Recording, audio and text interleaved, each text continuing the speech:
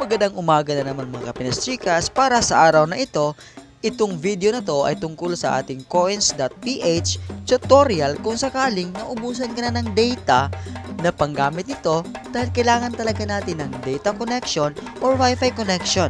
So, ang gagawin lang natin is i-turn on lang natin itong data or free data natin kahit wala tayong load. Ayan, so, paano ba? So, ayan. First, ito yun, di ba? So, ito yung dapat. Ayan. So, kung makikita natin, wala akong load sa ngayon.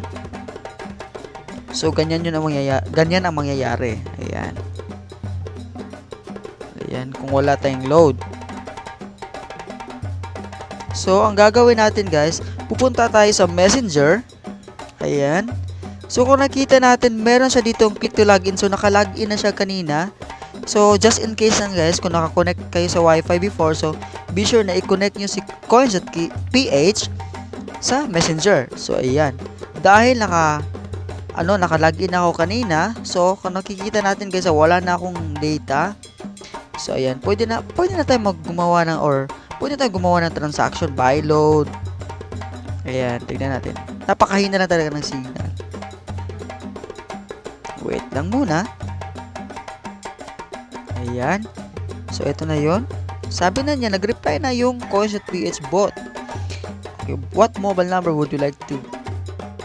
So, ito na yon. So, what mobile number? So, kunyari, ito.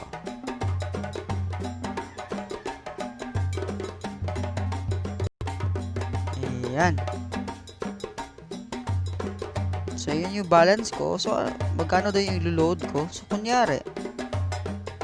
Basta.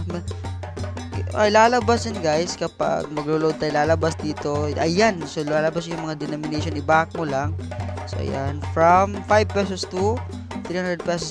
Ang mas maganda dito sa Coins.ph, guys, is 10% instant rebates talaga siya. So, papasok yung mga rebates mo instantly.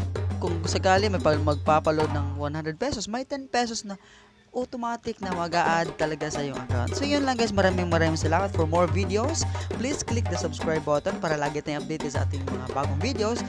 I-all natin ang notification. So, yun lang. For more other videos, please check sa aking account. Ayan, sa ating channel. So, maraming